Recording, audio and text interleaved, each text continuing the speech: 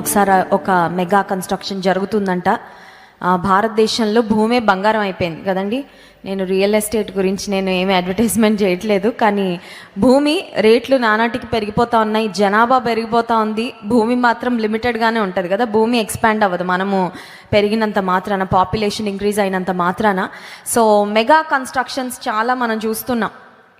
హైదరాబాద్కి వెళ్తే కూడా ఒక చిన్న మినీ న్యూయార్క్ లాగా అనిపిస్తుంది. హైదరాబాద్ నగరాన్ని చూస్తుంటే కూడా ఒక పెద్ద కన్స్ట్రక్షన్ జరుగుతుంటే ఆ కన్స్ట్రక్షన్ కంపెనీ యొక్క మేనేజర్ 100th ఫ్లోర్లో ఉన్నాడంట. కన్స్ట్రక్షన్ కంపెనీ యొక్క మేనేజర్ 100th ఫ్లోర్లో ఉండి ఆ క్రింద రోడ్డు మీద ఒక వర్కర్ పనిచేస్తూ ఉన్నాడంట. ఒక పనివాడు పనిచేస్తూ ఉంటే అతన్ని పిలవాలని ట్రై చేస్తున్నాడు, గట్టిగా అరుస్తున్నాడు, అతనికి వినపడట్లేదు. 100th ఫ్లోర్ అంటే చాలా ఎత్తుగుంటుంది కాబట్టి వినపడట్లేదు.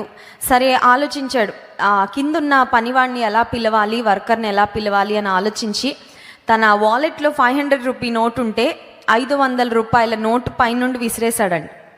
పైనుండి విసిరేగానే చక్కగా వచ్చి కింద పడింది. పడగానే ఈ పనివాడు అనుకున్నాడు, ఆకాశం నుండి దేవుడు నాకు మంచి వరాన్ని ఇచ్చాడని చక్కగా తీసుకొని పాకెట్లో పెట్టుకొని మళ్ళీ పని చేసుకున్నాడు. ఏంటి ఇతనికి అన్న పిచ్చెక్కిందా, ఇంకొక నోట్ వేసి చూద్దాం. ఆకాశం నుండి డబ్బులు రాలేవు కదా, ఊడిపడవు, కనీసం పైకి చూస్తాడని వేస్తుంటే వర్కౌట్ అవ్వట్లేదని ఇంకొక 500 రూపీ నోట్ వేశాడు. అది కూడా ఈ వ్యక్తి దేవుడు ఇచ్చాడు అనుకొని తీసుకున్నాడు, పాకెట్లో పెట్టుకున్నాడు. సో ఈ పైన మేనేజర్ అనుకున్నాడు, లెట్ మీ చేంజ్, ఈసారి 2000 రూపాయల నోట్ వేద్దాం అనుకున్నాడు. 2000 రూపీ నోట్ వేస్తే కనీసం పైకి చూస్తాడేమో అని ఎక్స్పెక్టేషన్తో 2000 రూపీ నోట్ డ్రాప్ చేయగానే ఆ వ్యక్తి అది కూడా తీసుకున్నాడు, జేబులో పెట్టుకున్నాడు. ఇప్పుడు పైన మేనేజర్కి చాలా కోపం వచ్చింది. ఇంత మంచిగా పిలుద్దామని, ఇంత మంచిగా అతని అటెన్షన్ కోసం అని నేను ట్రై చేస్తుంటే పట్టించుకోవట్లేదు. I will do something different, ఈసారి కొంచెం వ్యత్యాసంగా ఏదైనా చేయాలని తన జేబులో మరి 5 రూపాయల కాయిన్ ఒకటి ఉంది. 5 రూపాయల కాయిన్ జాగ్రత్తగా గురి చూసి ఆ వర్కర్ తలకి తగిలేలా అలా విసిరేశాడనమాట. విసిరేగానే ఎప్పుడైతే ఆ కాయిన్ వచ్చి తలకి టక్కుమని తగిలిందో కొంచెం నొప్పేస్తుంది కదండి. పైకి చూస్తాడు ఎవరా అని. అప్పుడు అన్నాడు, బాబు దీనికోసమే నేను నిన్ను పిలుస్తూ ఉంది ఇందాక నుంచి. I was trying to get your attention. నీవు నా వైపు చూడాలని, నేను చెప్పేది వినాలని, నిన్ను పిలవాలని చాలా ప్రయత్నం చేశాను. బెస్ట్ వేస్ పనిచేయలేదు కానీ వర్స్ట్ వే మాత్రమే పనిచేసిందని నాకు అర్థమైంది. నీకు ఆశీర్వాదాలు ఇచ్చినంతసేపు అర్థం అవ్వలేదు, కానీ చిన్న నొప్పి రాగానే అప్పుడు ఈ పైన నేను పిలవడానికి ట్రై చేస్తున్నాను, నువ్వు అర్థం చేసుకున్నావని ఆ వ్యక్తి మేనేజర్ తను చెప్పాలనుకుంటున్న విషయాన్ని పనివానితో కన్వే చేశాడు. చాలాసార్లు దేవుడు మనల్ని మంచి మార్గంలో ఆయన వైపు త్రిప్పుకోవాలని చాలా ప్రయత్నం చేస్తాడు. దేవుడు బ్రతిమాలుతాడు, దేవుడు మనల్ని పిలుస్తాడు, ఎంత ప్రేమగా పిలుస్తాడు. నా బిడ్డ నా దగ్గరికి రా, నా వైపుకు తిరుగు, నా మాట విను, నీకు మేలు, నీవు బాగుపడతావు, నీవు ఆశీర్వాదం పొందుకుంటావు, విడుదల పొందుకుంటావని దేవుడు మంచి మార్గాలలో మంచి మాటలతో చాలా సున్నితమైన విధానంలో ఆయన వైపు త్రిప్పుకోవాలని చాలా ప్రయత్నం చేస్తారు. కానీ కొంతమంది బోధల ద్వారా దారిలోకి రారు. అప్పుడు దేవుడు ప్రయత్నాన్ని, ఆయన పద్ధతిని మార్చి బాధలు పంపిస్తాడు కొన్నిసార్లు. అయితే బాధల ద్వారా మనము లైన్లోకి వచ్చేస్తాం. హల్లెలూయా. సో బోధల ద్వారా ఆయన దగ్గరికి రాకపోతే దేవుడు బాధల ద్వారా ఆయన వైపుకు తీసుకొస్తాడు. ఏదేమైనప్పటికీ దేవుని మార్గంలో ఉండడమే క్షేమం. హల్లెలూయా. దేవుని అనుసరించడమే శ్రేయస్కరం. బోధల ద్వారా వచ్చిన వారు ధన్యులు, బాధల వరకు వెళ్ళిన వారు కొంచెం ఇబ్బంది పడినా వారు కూడా ధన్యులు. ఎందుకంటే ఏదో ఒక విధంగా వారు దేవుని మార్గంలోకి వచ్చి దేవుని అనుసరిస్తున్నారు కాబట్టి వారు కూడా దీవెన ఆశీర్వాదాన్ని పొందుకుంటారు. హెబ్రీ పత్రిక 6వ అధ్యాయము 12వ వచనం అందరం కలిసి చదువుకుందాం. హెబ్రీ పత్రిక 6వ అధ్యాయము 12వ వచనం అందరం కలిసి చదువుకుందాం. 11వ వచనం నుండి కలిసి ఉంది, కలిపి చదువుదాం.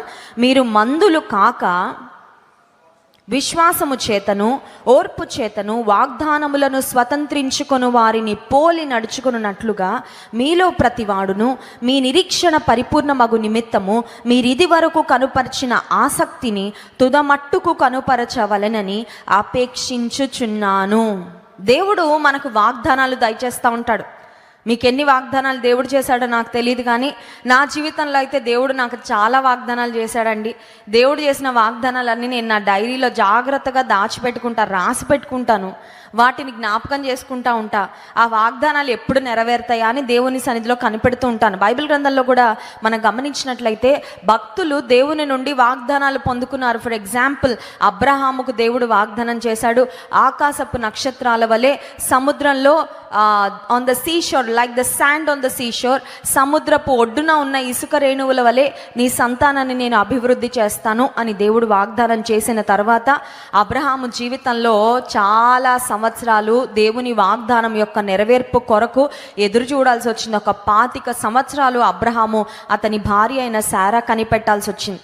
మన జీవితంలో కూడా దేవుని వాగ్దానాలు పొందుకుంటే సరిపోదు.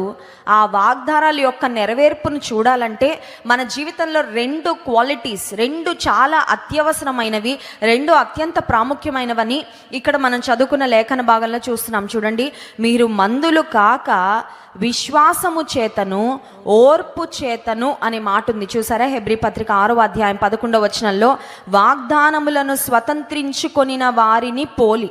వాగ్దానాలను స్వతంత్రించుకోవాలంటే 2 ఉండాలంటే ఏంటి? నంబర్ 1 విశ్వాసము, నంబర్ 2 ఓర్పు. చాలాసార్లు వాగ్దానం, గొప్ప వాగ్దానం మనం పొందుకుంటాం, కానీ ఆ వాగ్దానం నెరవేరుతుంది అనే విశ్వాసం ఉండదు. ఇంత గొప్ప వాగ్దానం నెరవేరుతుందా అండి?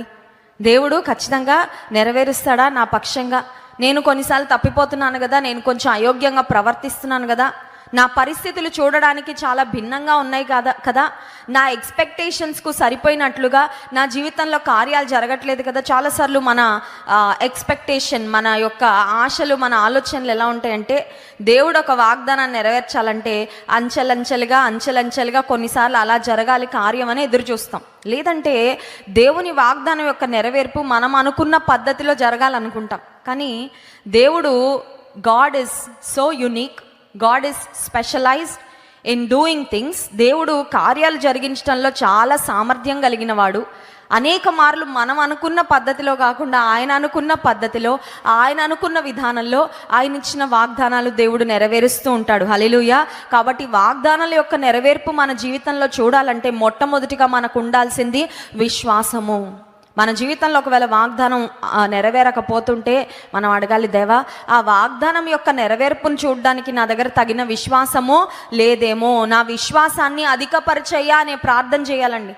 చాలాసార్లు చాలా ప్రార్థనలు చేస్తూ ఉంటాం కదా, దేవా నాకు అవసరత ఉంది, అవసరత తీర్చయ్యా, మా ఇంట్లో అదైపోయిందయ్యా, ఇదైపోయిందయ్యా, మాకు వాటిని దయచేయని అడుగుతాం. కానీ మనం చేయాల్సిన ఒక యోగ్యమైన ప్రార్థన ఏంటంటే, దేవా నా విశ్వాసాన్ని అధికపరచు, help me to grow in faith so I can see the fulfilment of your promise.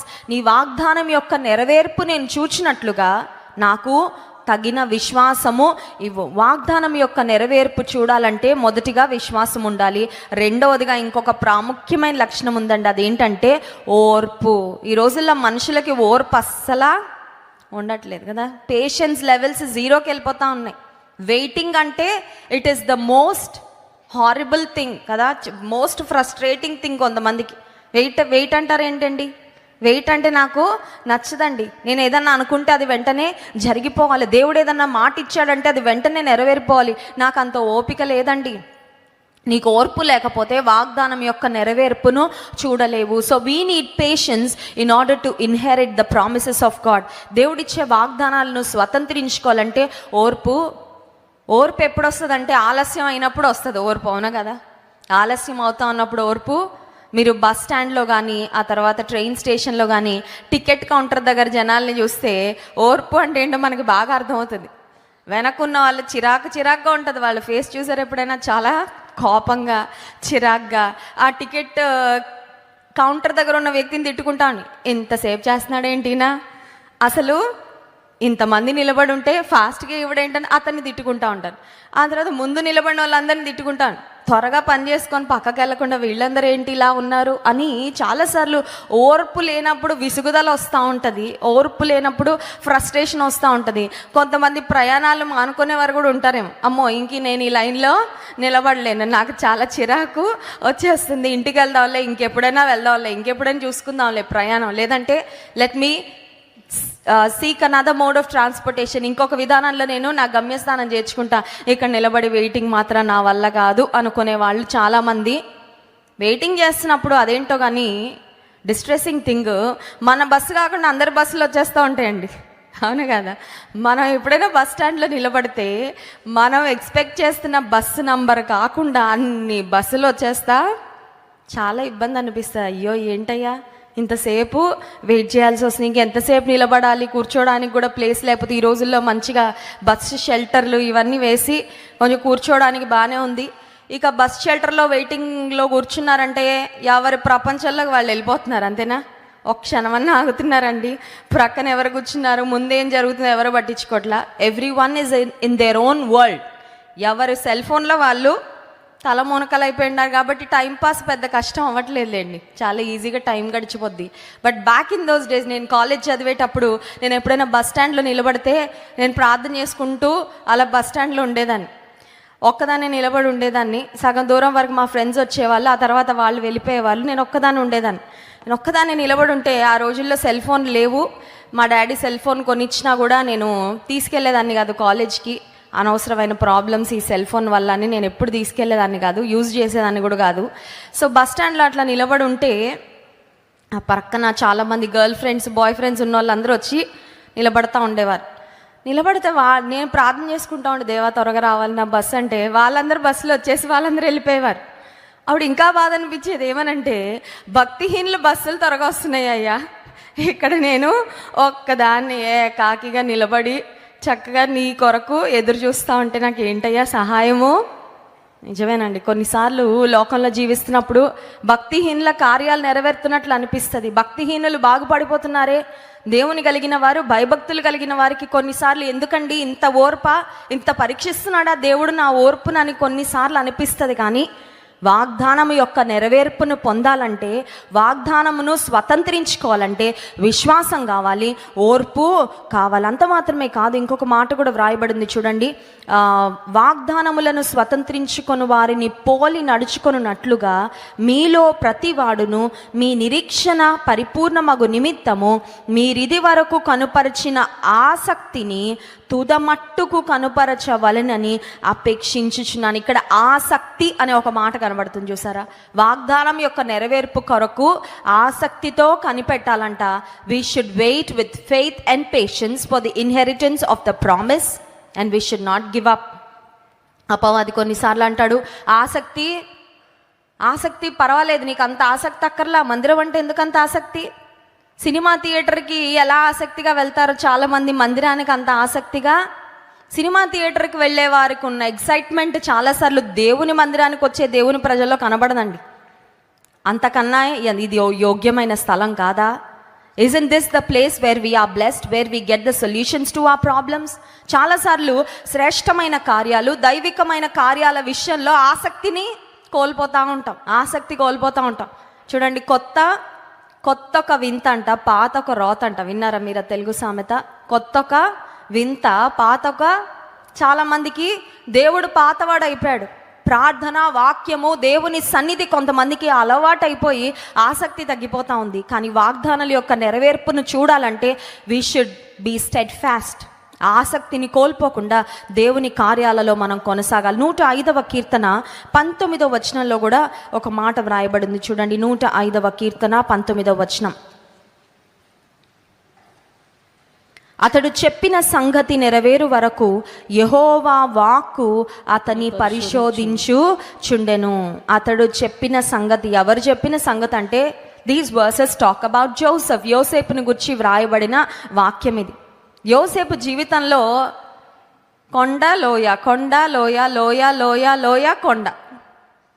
చాలాసార్లు మన జీవితాన్ని మనం చూసుకొని ఎప్పుడు కొండ మీదే ఉండాలనుకుంటాం. కొండ మీద అంటే ఆనందంగా, సంతోషంగా, ఆ తర్వాత ఉన్నత స్థితిలోనే ఉండాలి, కష్టం అనేది రాకూడదు అని కోరుకుంటాం. కానీ జీవితంలో అన్ని అనుభవాలు మనకి ఎదురవుతూనే ఉంటాయి. ప్రతి అనుభవంలో, ప్రతి పరిస్థితిలో దేవుడు మనతో ఉంటాడు, మనల్ని నడిపిస్తాడు. యోసేపు జీవితంలో తన తండ్రి ఇంటి దగ్గర ఉన్నప్పుడు he had the best life. తండ్రికి ఇష్టమైన కుమారుడు, ఫేవరెట్ సన్. యాకోబుకి ఇష్టమైన కుమారుడు యోసేపు.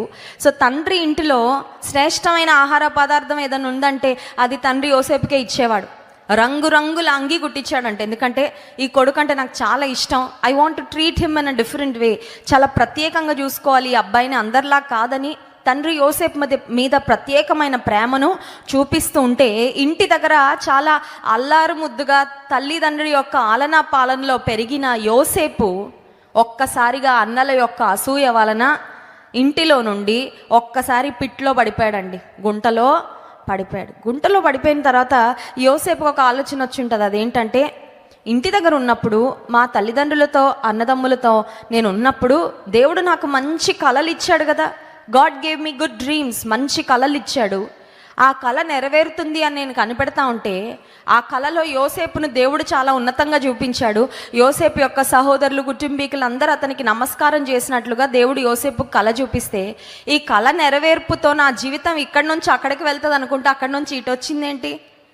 నేను అనుకుంటున్నది ఒకటి, అవుతున్నది ఒకటి, ఊహిస్తున్నది ఒకటి, ఆశిస్తున్నది ఒకటి, జరుగుతున్నది మరొకటని యోసేపు తన జీవితంలో ఖచ్చితంగా ఆ గుంటలో పడినప్పుడు కృంగిపోతా ఉండుంటాడు. ఖచ్చితంగా కృంగిపోయి ఉంటాడు. గుంట నుండి పొతిఫర్ ఇంటికి వెళ్ళాడు. పొతిఫర్ ఇంటి నుండి మళ్ళీ జైలుకి వెళ్ళిపోయాడు. దాదాపు యోసేపు తన జీవితంలో ఒక 13 సంవత్సరాలు దేవుడు తనకు చెప్పిన మాట, దేవుడు తనకిచ్చిన కళ నెరవేర్పు కొరకు 13 సంవత్సరాలు కనిపెట్టాల్సి వచ్చింది. 13 సంవత్సరాలు అంటే మానవులంగా మన దృష్టిలో ఆలోచిస్తే ఇట్స్ అ లాంగ్ టైం. కానీ దేవుని దృష్టిలో 13 సంవత్సరాలు పెద్ద విషయం కాదండి. అర్థమవుతుందా?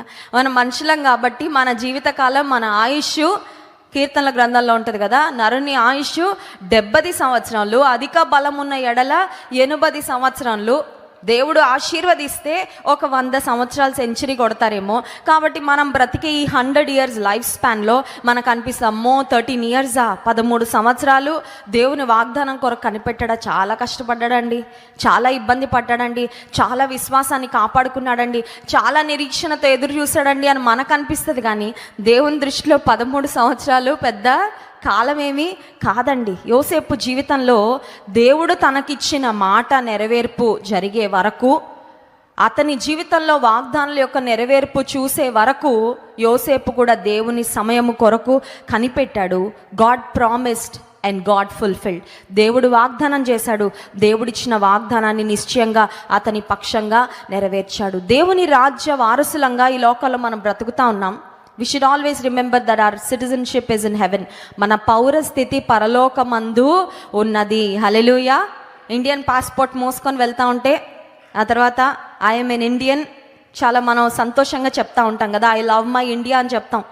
భారతీయులంగా మనం చాలా సంతోషిస్తాము, భారతదేశంలో పుట్టినందుకు చాలా ఆనందపడతాం మనము. అయితే మనం జ్ఞాపకం ఉంచుకోవాల్సింది, మన పౌరస్థితి ఈ లోకానికి చెందినది కాదని. ఈ లోకంలో జీవించినంత కాలం ఒకవేళ ఈ దేశ పౌరులంగా ఉన్నప్పటికీ మన పౌరస్థితి పరలోకమందు ఉన్నది. దేవుని రాజ్యము మన గమ్యస్థానము అని మనం జ్ఞాపకం ఉంచుకొని, దేవుని రాజ్య వారసులుగా జీవించే వారు ఓర్పు చేత, విశ్వాసము చేత దేవుని వాగ్దానాలను స్వతంత్రించుకుంటారు అని మనం జ్ఞాపకం ఉంచుకొని ఓర్పుతో, సహనముతో దేవుని కార్యాల కొరకు కనిపెట్టాలి. యాకోబు భక్తుడు కూడా యాకోబు పత్రిక 1వ అధ్యాయము 3-4 వచనాల్లో ఒక మాట వ్రాసాడు చూడండి. యాకోబు పత్రిక 1వ అధ్యాయం 3-4 2వ వచనం నుండి చదువుతాను. నా సహోదరులారా, మీ విశ్వాసమునకు కలుగు పరీక్ష ఓర్పును పుట్టించినని ఎరిగి మీరు నానా విధములైన శోధనలో పడినప్పుడు అది మహానందమని ఎంచుకొనుడి. మీరు సంపూర్ణులను, అనునాంగులను, ఏ విషయంలోనైనా కొదువలేని వారునయ్యుండునట్లు ఓర్పు తన క్రియను కొనసాగింప ఓర్చుకుంటే గుడ్డట గిన్నెడవుతుందంట. గుడ్డు ఓర్చుకుంటే ఏమవుతుంది? కొంతమంది కోడి గుడ్డు పెట్టగానే ఆమ్లెట్ వేసేస్తారు, లేకపోతే బాయిల్డ్ ఎగ్ ఉడకబెట్టుకొని తినేస్తారు. ఓర్చుకొని వెయిట్ చేస్తే ఈ గుడ్డులో నుండి పిల్ల బయటకు వచ్చి ఎంత కూర అవుతుందండి? గిన్నెడవుతుంది. ఇంటిల్లి పాదికి సరిపడా నాటుకోడి కూర అవుతుంది. చాలా ఆరోగ్యానికి మంచిది, కుటుంబం అంతటికి కూడా సంతృప్తిని. కానీ చాలామంది వెయిట్ చేయలేరు కదా. చెట్టుకి ఒక కాయ రాగానే అది ఇంకా పచ్చిగా ఉండగానే లాగేస్తారు కొంతమంది. టేస్ట్ ఉంటుందండి, ఏదో ఆరాటం. మ్యాంగో సీజన్లో ప్రాముఖ్యంగా ఫస్ట్ మ్యాంగో రాగానే కోసేస్తారు, ఎందుకంటే వాళ్ళకి త్వరగా తినేయాలి. అమ్మో మ్యాంగో ఎంత మిస్ అయిపోయామో సీజనల్ ఫ్రూట్ అని. రుచి పచ్చి ఏమీ ఉండదు. కానీ వీళ్ళ తృప్తి ఏదో పాపం తీసేసుకున్నాం, తినేసామని. కానీ but they don't enjoy the full taste. దానిలో ఉన్న ఆ రుచి అంతా కూడా సరిగ్గా ఉండదు. అది ఆ కాయ పండినప్పుడే దాని పరిపూర్ణమైన రుచి. ఓర్పు తన క్రియను కొనసాగింప, ఓర్పు మనలో క్రియ జరిగిస్తుందంటండి. హల్లెలూయా. ఓర్పు మనలో క్రియ జరిగిస్తుంది. విశ్వాస జీవితంలో దేవుని సన్నిధిలో ప్రభా నాకు ఓర్పును నేర్పించయ్యా. ఒక స్త్రీ ఇలాగే దేవుని సన్నిధిలో ప్రార్థన చేసిందయ్యా అంట, దేవా నాకు ఓర్పును, చెప్పులో ముళ్ళులాగా చెవులో జోరిగలాగా ఒక వ్యక్తిని పెట్టాడంట దేవుడు తన జీవితంలో. ఎందుకంటే ఆమెకు ఓర్పును నేర్పించడం. ఆమె అనుకుందంట ఓర్పునివ్వంట టాబ్లెట్ ఇస్తాడేమో దేవుడు, అది వేసుకోగానే ఓర్పు వచ్చేస్తుంది. అలా అవుతుందండి? Does it work that way? నీకు ఓర్పు కావాలంటే నీకు ఓర్పు నేర్పించే నిన్ను బాధించేవారు ఎవరో పక్కన ఉంటారు నీకు. ఎప్పుడు వాళ్ళు నిన్ను విసిగిస్తూ ఉంటారు. నీకు వాళ్ళని చూసినప్పుడల్లా నీ జీవితాన్ని నీకు చెప్పించుకోవాలనిపిస్తూ ఉంటుంది. వారిని నానా మాటలు అనాలని అనిపిస్తూ ఉంటుంది. ఎందుకు ఇలాంటి జీవితం అని అనాలనిపిస్తుంది. కానీ వారిని దేవుడు నీ జీవితంలో ఎందుకు పెట్టాడంటే ఓర్పు. కొంతమంది భార్యలకు ఓర్పు నేర్పించడానికి దేవుడు భర్తల్ని, కొంతమంది భర్తలకు ఓర్పు నేర్పించడానికి కొంతమంది బాధించే భార్యలు ఉంటారండి.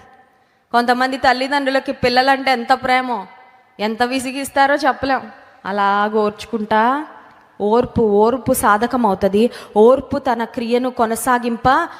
విశ్వాస జీవితంలో ఓర్పును మనం కలిగి ఉంటే సంపూర్ణులం అవుతామంట. హల్లెలూయా. 4వ వచనాలు చూడండి. మీరు సంపూర్ణులను అనునాంగులను ఏ విషయంలోనైనను కొదువలేని వారునై ఉండునట్లు ఓర్పు తన క్రియను కొనసాగింప. విశ్వాస జీవితంలో సంపూర్ణులు అవ్వాలి అని ఆశపడతాం. దేవుడు కూడా అదే కోరుకుంటున్నాడు. దేవుని నమ్ముకున్న తర్వాత, రక్షణ పొందిన తర్వాత, బాప్తిసం తీసుకున్న తర్వాత, when you start knowing about God, you are like a baby. ఒక చిన్న పసిబిడ్డలాగా మనం ఉంటాం ఆత్మీయంగా.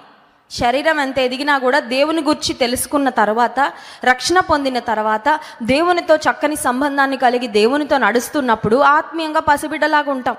ఎప్పుడు పసిబిడ్డలాగే ఉంటే మరి దేవునికి ఇష్టమా అండి? తల్లిదండ్రులు బిడ్డల్ని కంటారు, కన్న తర్వాత వారు ఎదగకుండా అంతే ఉంటే తల్లిదండ్రులకు సంతోషమా? ఎప్పుడు ఆ ఉయ్యాల్లోనే పడుకొని ఉంటే తల్లిదండ్రులకు సంతోషమా? ఆహారం సరిగ్గా తీసుకోకుండా, పెరగకుండా, అడుగులు వేయడానికి ప్రయత్నం చేయకుండా, నడవకుండా ఉంటే తల్లిదండ్రులు డాక్టర్ దగ్గర తీసుకెళ్ళాలి ఖచ్చితంగా. మా బిడ్డలు ఎందుకు ఎదగట్లేదండి, వీరు ఎదగడానికి ఏదన్నా మంచి మెడిసిన్స్, ఆకలి పుట్టడానికి మంచి మెడిసిన్స్ రాయండి డాక్టర్ గారు, మా వాడు ఇంకా నడవట్లేదు, మా పిల్లలు ఇంకా ఎదగట్లేదని ఖచ్చితంగా డాక్టర్ దగ్గరికి వెళ్తాం. ఎందుకంటే తల్లిదండ్రుల ఆశ బిడ్డలు ఎదగాలి అని. ఇప్పుడు ఆత్మీయంగా కూడా మనం ఎదగాలి అని దేవుడు కోరుకుంటున్నాడు. ఆత్మీయంగా ఎప్పుడు పసిపిల్లలలాగా ఉండడం దేవుని చిత్తము కాదు. ఇప్పుడు ఆత్మలో ఎదగాలంటే, సంపూర్ణతలోనికి సాగిపోవాలంటే విశ్వాస జీవితంలో ఖచ్చితంగా ఓర్పు ఉండాలి. ఓర్పు తన క్రియను కొనసాగింప నీయుడి. God gives us opportunities to grow in patience. ఓర్పును నేర్చుకోవడానికి దేవుడు కొన్ని పరిస్థితులు అనుమతిస్తాడు. నేర్చుకుంటున్నావా లేదా? కొంతమంది సిలబస్ స్కిప్ చేసి పడేస్తారు తెలుసా అండి. మన చిన్నప్పుడు చదువుకునే రోజుల్లో మనకి ఇష్టం లేని మ్యాటర్ ఒకటి ఉంటుంది, సబ్జెక్టు, ఆ తర్వాత యూనిట్ ఒకటి ఉంటుంది. అదొకటి తప్ప అన్నీ చదివేస్తూ ఉంటాం మనం, అవునా కదా? పోన్లే అది మల్టిపుల్ చాయిస్లో వదిలేద్దాం. అది వచ్చినా కూడా కొంతమంది ఇలా లెక్కలేసుకుంటారు, ఎంత చదివితే పాస్ అవుతారో అంతే చదువుతారు, ఎక్కువ చదవరు. ఎంత చదివితే పాస్ అవుతారు, కోర్సు కంప్లీట్ చేసుకుంటారు, కొన్ని చాప్టర్స్ స్కిప్ చేసి పడేస్తూ ఉంటారన్నమాట. విశ్వాస జీవితంలో కొంతమంది దేవుడు ఓర్పును మనం నేర్చుకోవాలని, ఓర్పును మనకు నేర్పించాలని కొన్ని అనుభవాల గుండా మనల్ని తీసుకొని వెళ్తూ ఉంటే కొంతమంది నేర్చుకోరు. విశ్వాస జీవితంలో if you don't learn patience, you cannot see the fulfilment of God's promises. దేవుని యొక్క వాగ్దానాల నెరవేర్పు ఓర్పు లేకపోతే మనము నేర్చుకోలేము. సో రేపటి నుండి కదా, ఈ రోజు నుండి ప్రతి ఆదివారం ఇక్కడ మరి దేవుడు మనకి లెసన్స్ నేర్పిస్తాడు, పాఠాలు నేర్పిస్తాడు ఆత్మీయంగా ఎదగడానికి. ఆ పాఠాలకి ప్రాక్టికల్స్ ఎక్కడ ఉంటాయంటే ఇంటికి వెళ్ళాక ఉంటాయి.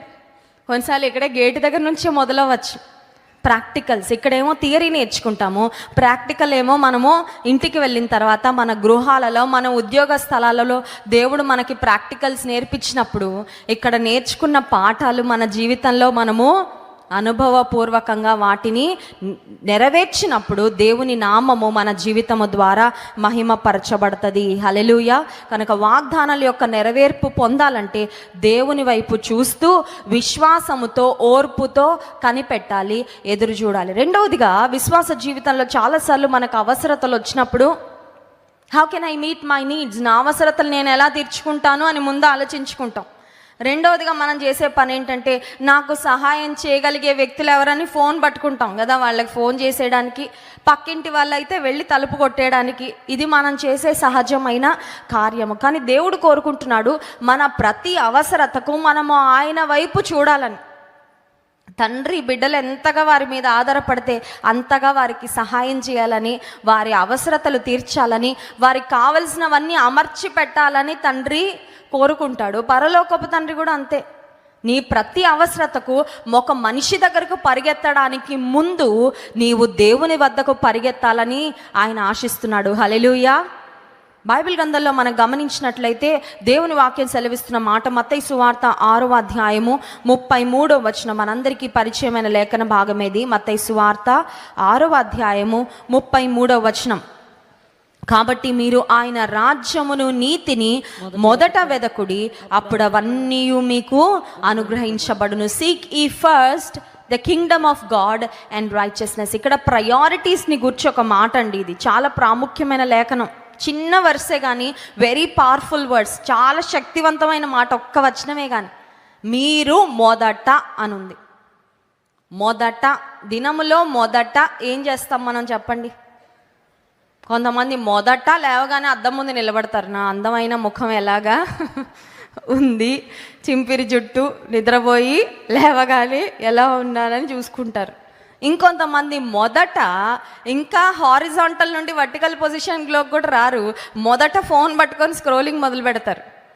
ఎవరు ప్రపంచంలో ఏం చేస్తున్నారు, ప్రపంచంలో ఏం జరుగుతుంది, మొదట some people like to find what's happening with everybody in the world. ఇంకొంతమంది మొదట లేవగానే చీపురు పట్టుకుంటారు కదండి, ఇల్లు శుభ్రంగా ఉండాలి ముందు.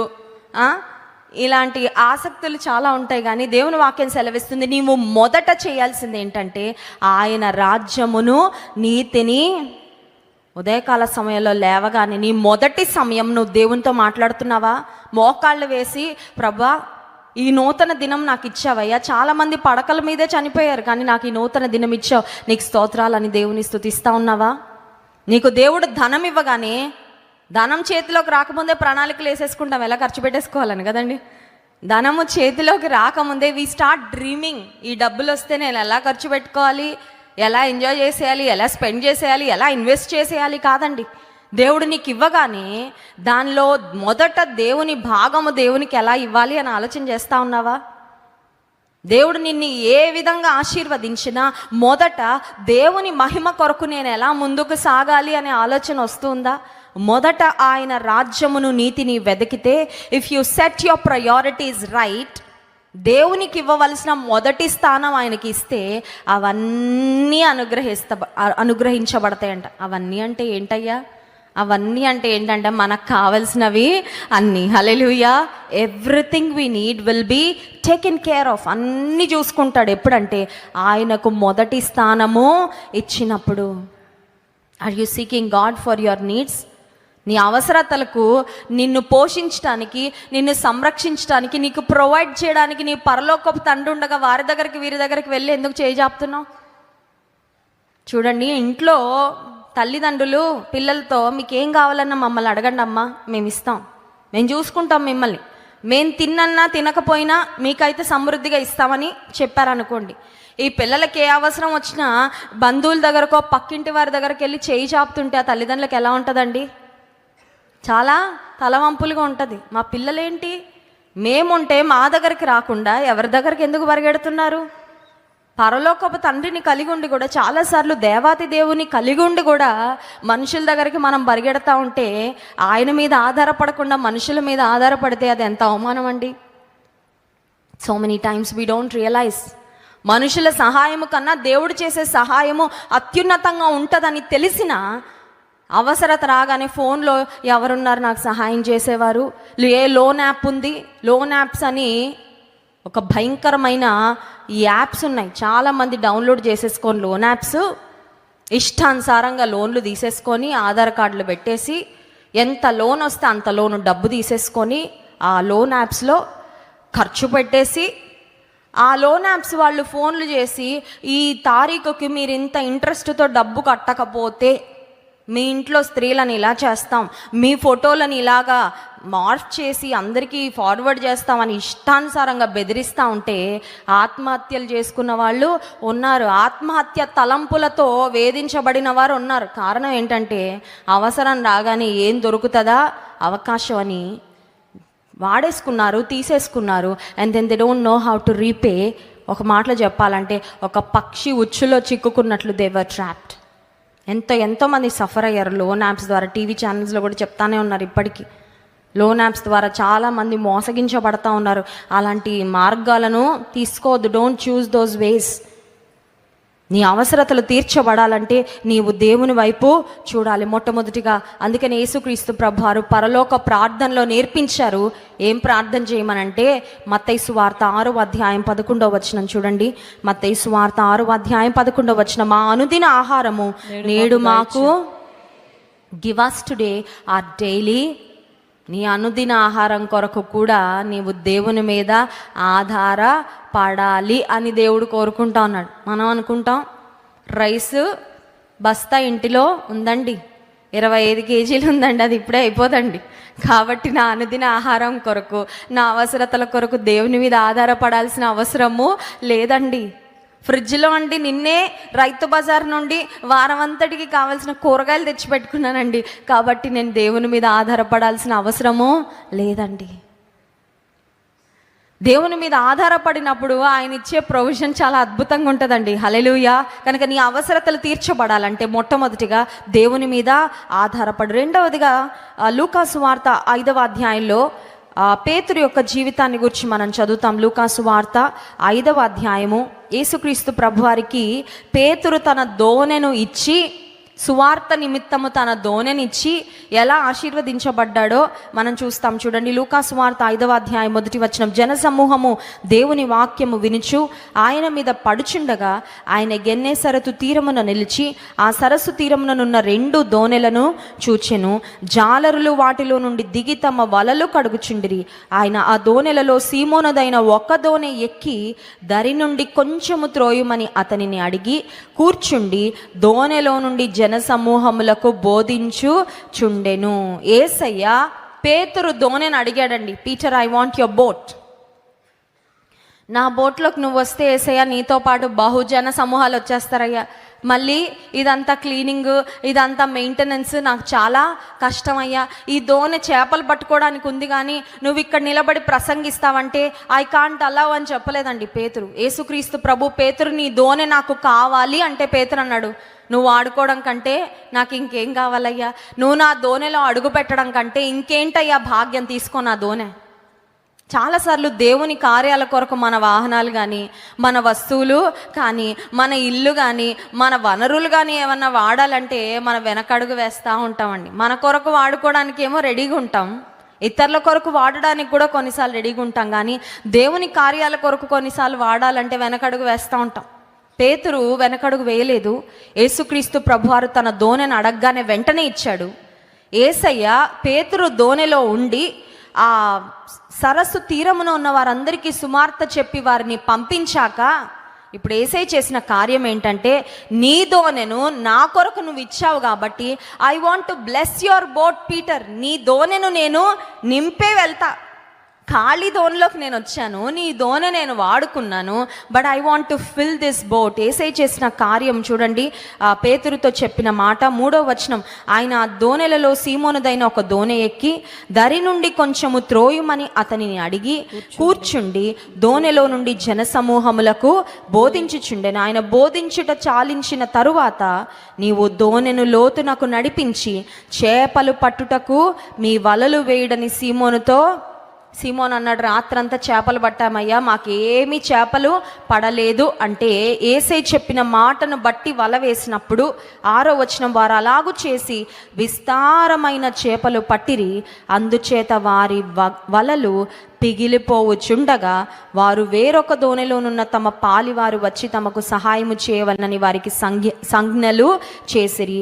వారు వచ్చి 2 దోణెలు మునుగునట్లుగా నింపిరి. సమృద్ధి ఎప్పుడు వస్తుంది? సమృద్ధి అంటే అందరికి ఇష్టమే. చాలని బ్రతుకు ఎవరికి ఇష్టం ఉండదు. సమృద్ధిగా ఉంటే బాగుండు నా ఇంట్లో అన్నీ, నేను సమృద్ధిని అనుభవిస్తే బాగుండు అని ప్రతి ఒక్కరు కోరుకుంటారు. సమృద్ధి ఎప్పుడు వస్తుంది? ఇందాక మనం జ్ఞాపకం చేసుకున్నాం కదా, when you set your priorities right, దేవునికి మొదటి స్థానం ఇచ్చినప్పుడు, దేవుని మీద ఆధారపడినప్పుడు. రెండవదిగా, when you let God use you, దేవుడు నిన్ను వాడుకోవడానికి నువ్వు అనుమతి ఇచ్చినప్పుడు. నీవు అనుమతి ఇవ్వకుండా దేవుడు ఏది నీది తీసుకోడు, ముట్టడండి. ఆయన అంత గొప్ప దేవుడు. హల్లెలూయా. బలవంతంగా ఏది తీసుకోడు. నీవు ఆయనకు చెప్పాలి, ఇదిగో అయ్యా నా చేతులు నువ్వు వాడుకో అయ్యా అంటే వాడుకుంటాడు. ఇదిగో అయ్యా నా కాళ్ళు ఎక్కడికి వెళ్ళమంటే అక్కడికి వెళ్తానయ్యా అంటే వాడుకుంటాడు. ఇదిగో అయ్యా నా నోరు నువ్వు వాడుకో అయ్యా అంటే ఆయన వాడుకుంటాడు. Unless you allow God, he will not use you by force.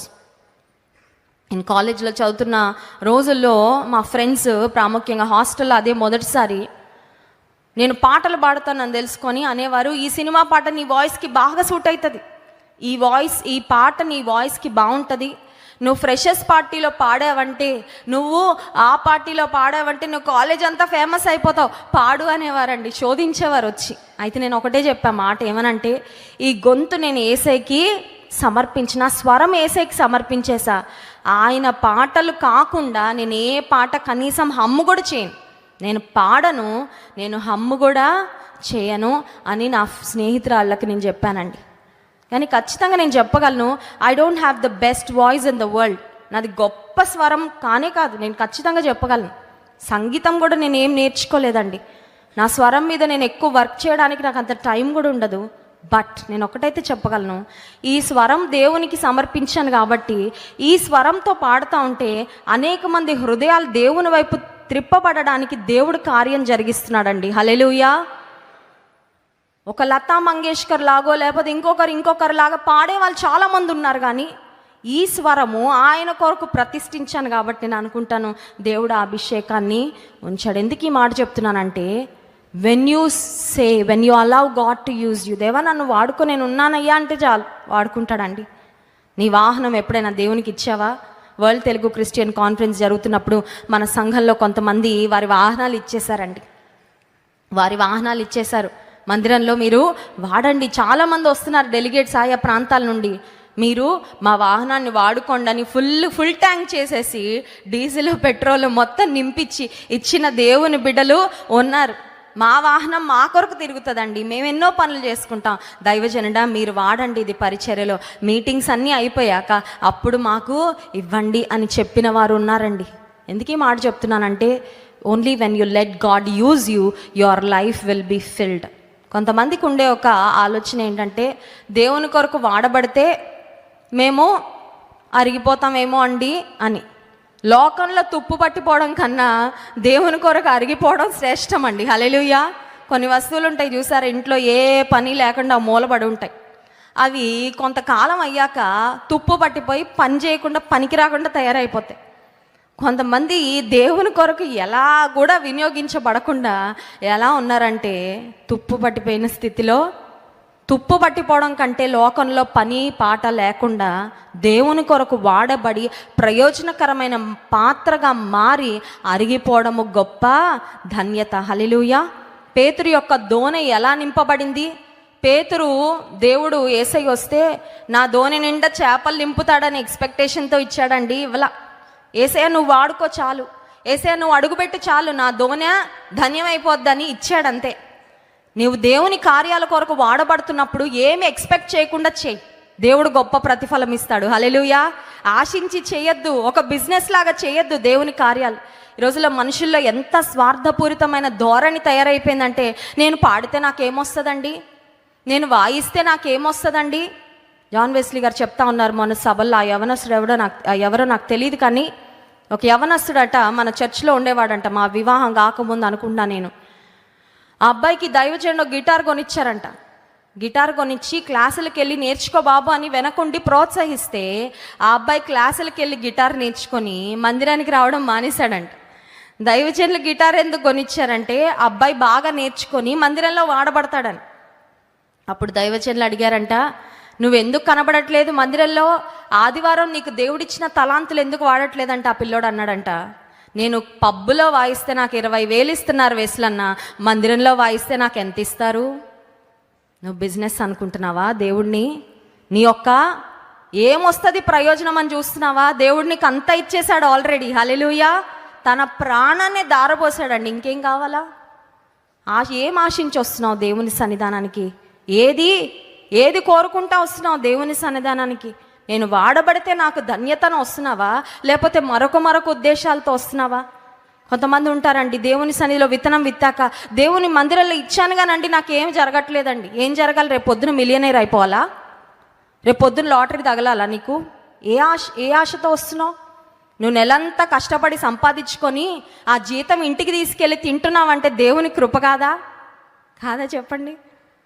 చాలామంది నిండుగా సంపాదించుకొని అనుభవించలేని స్థితిలో ఉన్నారండి. కష్టపడి సంపాదించుకొని అనుభవించే సమయానికి వచ్చేసరికి ఈ లోకాన్ని విడిచిపెట్టి వెళ్ళిపోయిన వారు ఉన్నారు. నిన్ను ఎంత బ్లెస్ చేశాడో దేవుడు అది గుర్తించి, అంతేగాని ఆయనకి ఏం చేస్తే నాకేం వస్తుందని ఎప్పుడూ ఆలోచించకు. నీ అవసరతలు తీర్చబడాలంటే ఏ విధమైన ఆలోచన లేకుండా, బదులు ఆశించకుండా, దేవుని కొరకు నేను వాడబడాలని ఒక్క ఆలోచనతో వెళ్ళి ముందుకి నిన్ను దేవుడు వాడుకోవడం ప్రారంభిస్తే ఆశీర్వాదాలతో నింపే బాధ్యత కూడా ఆయనే చూసుకుంటాడు. You don't have to even ask. Hallelujah. అడగాల్సిన అవసరం కూడా లేదు. నీ వాడబడితే ఆయన నింపుతాడు నిన్ను, నీ జీవితాన్ని. ఆ రోజు పేతురుదోనే కాదు, ప్రక్కదోనే కూడా నిండిపోయిందంట. ఎంత నిండిందంటే వలలు పిగిలిపోతూ ఉన్నాయంట. నాకు తెలిసి లైఫ్ టైంలో పేతురు అన్ని చేపలు ఎప్పుడు పట్టుండడు. ఆ రోజుల్లో కనుక సెల్ ఫోన్లు ఉండుంటే వీడియో తీసేసి ఆ యూట్యూబ్లో పెట్టి ఎన్ని చేపలు పడాయి తెలుసా అంటే ఆ వీడియో వైరల్ అయిపోయేదేమో బహుశా. అన్ని చేపల బ్రతుకులో ఎప్పుడు చూసుంటాడు పేతురు? అన్ని చూశాడండి. ఎందుకు? అన్ని చేపలు ఎలా పడాయి, వలలోకి ఎలా వచ్చాయంటే దేవుని మీద భక్తితో దేవునికి తన దోనెను ఇచ్చినప్పుడు, దేవుని కొరకు వాడబడినప్పుడు. నీ అవసరతలు తీర్చబడాలంటే ఇంకొక మాట చెప్పి ముందుకు వెళ్తాను చూడండి. 2 కొరింథీ పత్రిక 9వ అధ్యాయము 7వ వచనం. 2 కొరింథీ పత్రిక 9వ అధ్యాయము 7వ వచనం. సనుకు కొనకయు బలవంతముగా కాకయు ప్రతివాడును తన హృదయములో నిశ్చయించుకొనిన ప్రకారము ఇయ్యవలెను, దేవుడు ఉత్సాహముగా ఇచ్చువానిని. మన సంఘంలో ఇవ్వండి ఇవ్వండి ఇవ్వండి అని ఎక్కువ చెప్పమండి. ఎందుకంటే దేవుని ప్రేమించిన వారు ఇవ్వకుండా ఉండలేరు. బట్ సందర్భం వచ్చింది కాబట్టి చెప్తున్నా. నేను ఇచ్చుటను గురించి చాలా తక్కువ టచ్ చేస్తాను. నేను బ్లెస్సీ వెస్లీ గారు ఇచ్చుటని గురించి చెప్తా ఉన్నారని కొంతమంది అది కూడా పెద్ద మ్యాటర్ చేస్తూ ఉన్నారు యూట్యూబ్లో ఈరోజు కదండి. ఎందుకంటే బ్లెస్సీ వెస్లీ గారు అని ఒక వీడియో పెడితే అది లక్షల మంది చూసేస్తారు, వాళ్ళకి డబ్బులు వచ్చేస్తాయి. పోన్లేండి, ఆ రకంగా అన్నా వాళ్ళకి దీవెనకరంగా ఉన్నాం. దేవునికి స్తోత్రం. దేవుడు ఉత్సాహముగా ఇచ్చువారిని ప్రేమించును అనే మాట లేఖన భాగంలో వ్రాయబడింది. దేవునికి ఇచ్చేటప్పుడు ఎలా ఇవ్వాలంటే కొంతమంది సనుక్కుంటా ఇస్తారంట, కొంతమంది బలవంతంగా ఇస్తారంట. కానీ దేవుని వాక్యం సెలవిస్తుంది, సనుగు కొనక బలవంతముగా కాక ప్రతివాడు తన హృదయములో నిశ్చయించుకొనిన ప్రకారము ఇయ్యవలెను. When you give to the lord, it's like you are sowing a seed. తెలుసా? నువ్వు దేవునికి ఇస్తూ ఉంటే నువ్వు ఒక విత్తనాన్ని విత్తుతున్నట్టు. Your giving is like a seed. విత్తనం. ఒక్క విత్తనం వేస్తే ఒక్క కాయ వస్తుందండి చెప్పండి. ఒక్క విత్తనం విత్తితే మొక్కొచ్చాక చెట్టు అయ్యాక ఒక్క కాయ వస్తుందా? బోల్డ్ అన్న వస్తాయి. అది సీజనల్ ప్లాంట్ అయితే, ఫ్రూట్ అయితే, వెజిటబుల్ అయితే ప్రతిసారి సీజన్ వచ్చినప్పుడల్లా వస్తూనే ఉంటుంది. ఎన్ని వస్తాయండి? లెక్క పెట్టుకోలేనన్ని వస్తాయి. దేవుని సన్నిధిలో when you so a seed you will definitely reap a harvest. ఖచ్చితంగా నువ్వు పంటకు వస్తావు. చాలాసార్లు అవసరతలో ఉన్నప్పుడు కొంతమంది అనుకుంటారు, నా అవసరత ఎలా తీర్చబడుతుందండి అని ఆలోచన చేసి కొంతమంది ఈ వాక్యాన్ని బాగా అర్థం చేసుకున్నవారు మా దగ్గరకు వచ్చి ఏం చెప్తారో తెలుసా? దైవజనుడా, నాకు ఒక పెద్ద అవసరత ఉందండి, నేను ఇల్లు కట్టుకోవాలనుకుంటున్నా, చాలా ఖర్చు ఉంది, కానీ అంతకంటే ముందు ఈ కానుక నేను దేవుని పని కొరకు ఇవ్వాలనుకుంటాను అని వస్తారు కొంతమంది. అప్పుడు దైవజనుడు అంటారు, ఇంత పెద్ద ఖర్చు ఉంది కదయ్యా, ఇది ఉంచుకోండి, మీకు అవసరం అవుతుంది. లేదయ్య గారు, ఇది ఒక విత్తనము వలె మేము విత్తుతున్నాము. We know that God will take care of us. మాకు తర్వాత జరిగే కార్యం అంతటిలో దేవుడు సహాయం చేయడానికి ఈ విత్తనము మాకు సహాయపడుతుందని మా విశ్వాసము. ఎవరు తమ హృదయములో నిశ్చయించుకొనిన ప్రకారము దేవుని కొరకు నీ అవసరతలు తీర్చబడాలంటే think about what you can do, how you can give. చాలాసార్లు వాట్ ఐ విల్ గెట్ అని ఆలోచిస్తూ ఉంటాం కదండి. కొంతమందికి జలగలాగా ఎవరి దగ్గర నుండి ఎలా పీల్చాలో బాగా తెలుసండి, ఎలా అడగాలో బాగా తెలుసు, ఎలా ఇతరుల దగ్గర రిసీవ్ చేసుకోవాలో బాగా తెలుసు. But only few people always think about how they can give. ఇచ్చేవారిగా ఎలా ఉండాలని ఆలోచించేవారు చాలా తక్కువ మంది. కానీ నీవు ఇచ్చే వ్యక్తిగా ఉంటే నీవు నిజంగా ఆశీర్వదించబడతావు. హల్లెలూయా. ఎందుకంటే నువ్వు ఇస్తూ ఉంటే మళ్ళీ నీ దగ్గరకు వస్తూ ఉంటుంది. హల్లెలూయా.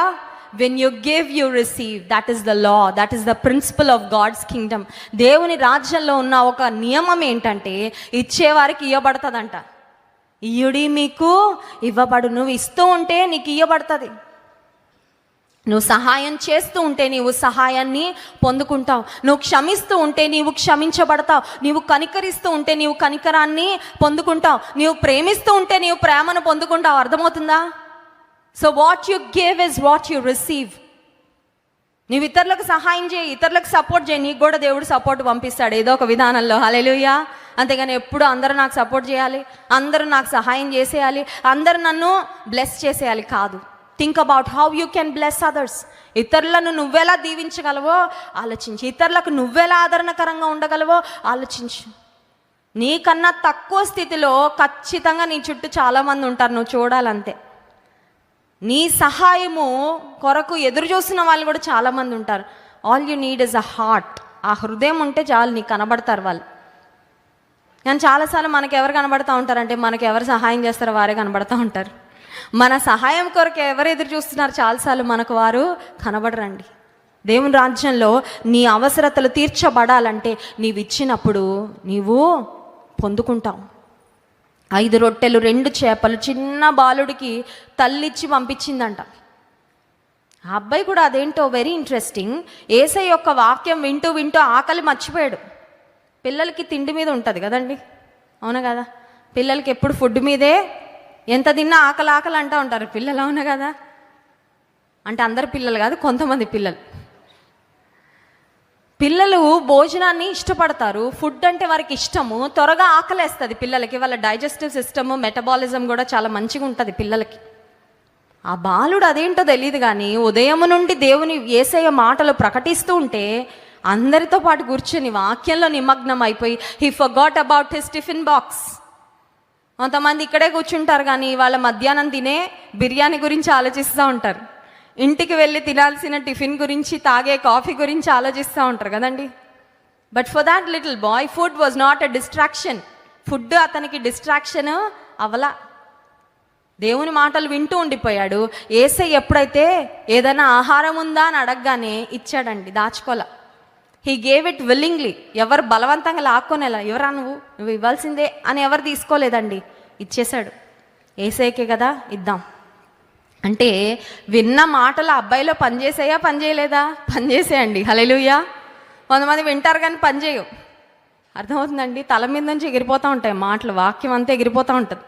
అందుకని ఎంత విన్నా కూడా అలాగే ఉంటారు. కొంతమంది మారరు, అస్సలే కొంచెం కూడా మారరు.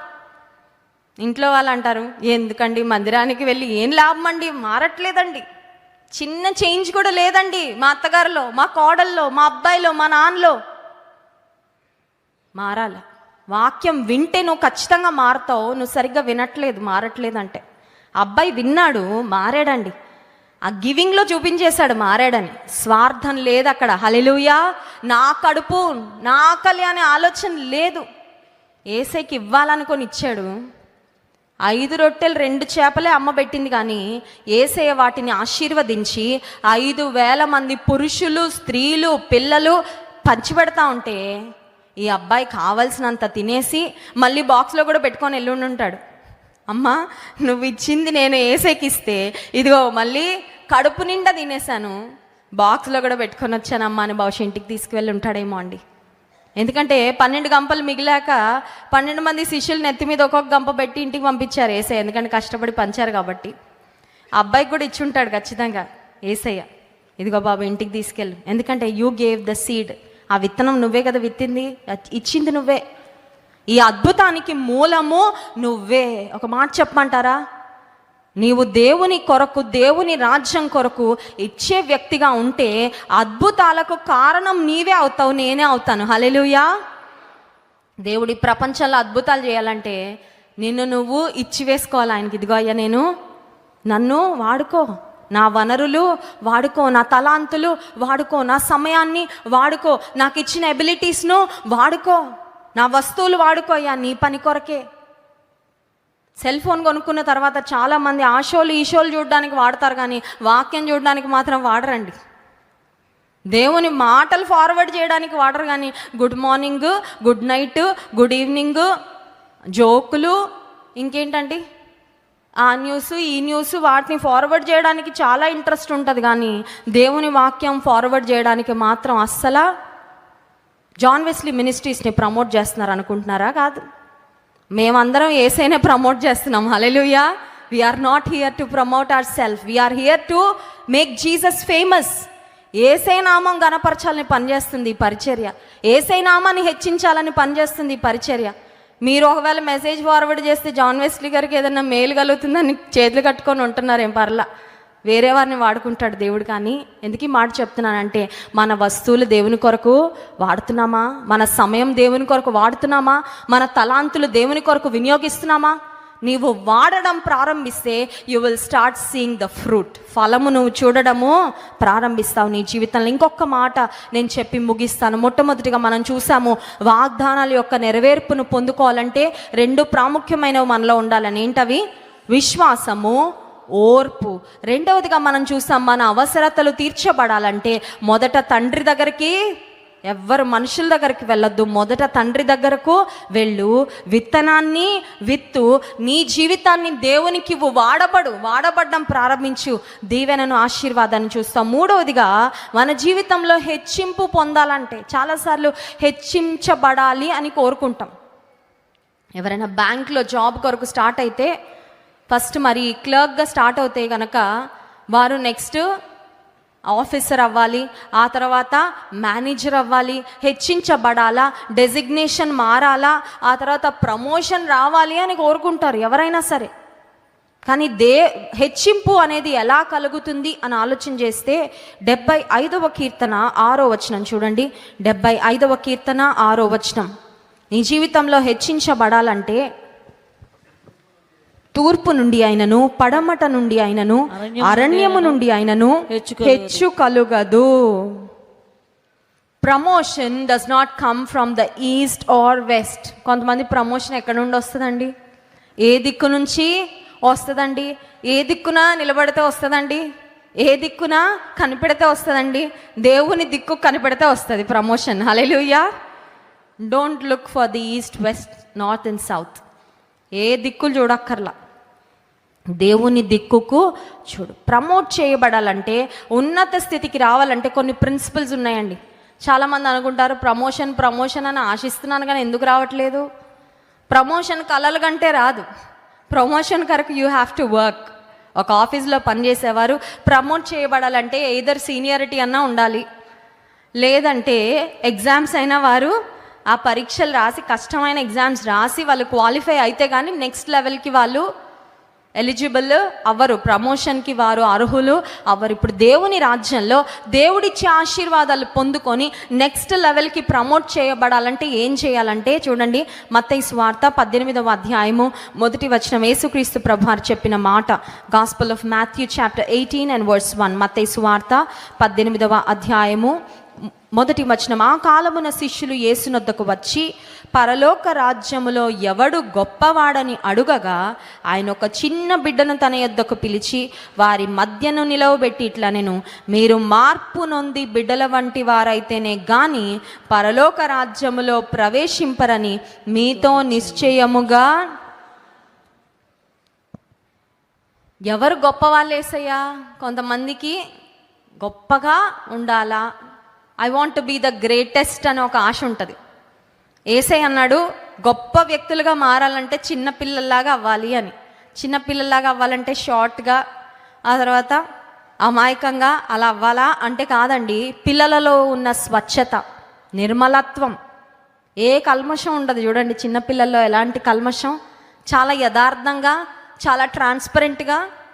ఒకసారట ఒక చిన్న బాబు ఉన్నాడు ఇంట్లో. తండ్రి బాస్ ఇంటికి వచ్చాడు. బాస్ ఇంటికి రాగానే వాళ్ళ నాన్న అబ్బాయికి ట్రైనింగ్ ఇచ్చాడంట.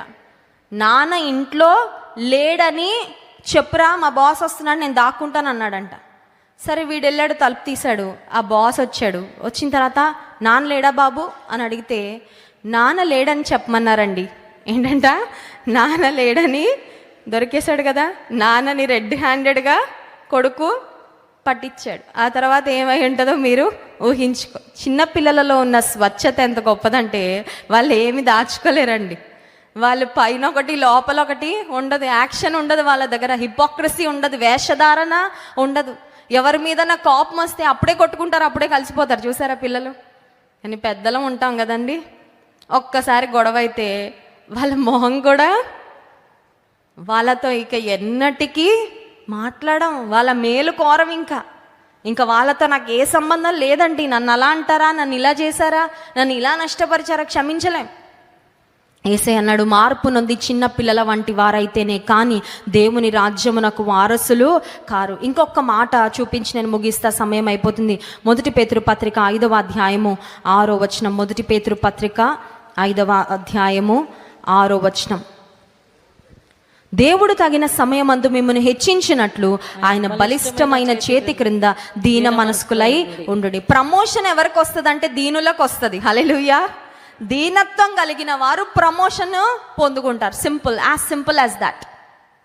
కానీ ఈ లోక సంబంధంగా సెక్యులర్ ఆఫీసెస్లో the bold ones are the ones who are promoted.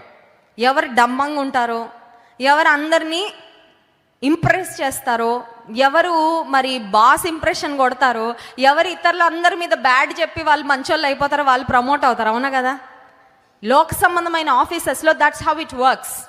కానీ దేవుని రాజ్యంలో దేవుని ఎదుట హెచ్చించబడేవారు, ఉన్నత స్థితికి వెళ్ళేవారు ఎవరంటే ఇందాక మనం చూసాం, చిన్న బిడ్డల వంటి మనస్సు కలిగిన వారు, స్వచ్ఛత, యథార్థత, సరళత, క్షమించే హృదయం, ప్రేమించే హృదయం కలిగిన వారు అనేది మొదటి విషయం అయితే, రెండవదిగా దీన మనస్సు కలిగిన వారు హెచ్చించబడతారు. హల్లెలూయా. ఇప్పుడు మనం దీన మనస్సు కలిగి ఉండడానికి పాటుపడాలా, హెచ్చించుకోవడానికి పాటుపడాలా? చెప్పాలా? హెచ్చించుకోవడం చాలా ఈజీ కదండి. హెచ్చించుకోవడం చాలా ఈజీ, తగ్గించుకోవడం చాలా చాలా కష్టం. ఎందుకంటే తగ్గించుకుంటున్నప్పుడు మనకి ఇంకా ఈగో అనేది ఉండకూడదు, పక్కన పెట్టేయాలి. అవునా కదా? ఈరోజు ఇంత పిల్లోడికి కూడా ఈగో అండి. అవునా కదా? ఇంత పిల్లలకు కూడా ఈగో. నేను అనే ఒక నేనేంటనుకుంటున్నారు, మేమేంటనుకుంటున్నారు, నేను ఎందుకు తగ్గాలండి, మేమెందుకు తగ్గాలండి, మేమెందుకు మౌనంగా ఉండాలండి, మేమెందుకు సహించాలండి. తమ్మును తాము హెచ్చించుకునేవారు ప్రపంచంలో మనకు కనబడుతూ ఉంటే వారెవ్వరూ మన మాదిరి కాదండి. పరలోకాన్ని, పరలోకపు సింహాసనాన్ని, సమస్తాన్ని విడిచి దీనుడిగా, రిక్తునిగా ఈ లోకానికి మన కొరకు దిగి వచ్చిన యేసయ్యే తగ్గింపులో నీకు నాకు మాదిరి. Hallelujah. You don't have to look for any other example. తగ్గింపులో నాకు మాదిరి ఎవరంటే యేసయ్య అన్నాడు. నన్ను చూడు చాలు, నన్ను చూడు, నేర్చుకో. నేను అన్నీ విడిచిపెట్టానే. తండ్రితో ఉండుట విడిచిపెట్టకూడని భాగ్యమని ఆయన ఎంచుకోలేదంట. నీవు నేను దేవుని ఎదుట, దేవుని సన్నిధిలో తగ్గించుకోవడానికి సంసిద్ధులుగా ఉన్నప్పుడు దేవుడు హెచ్చిస్తాడు.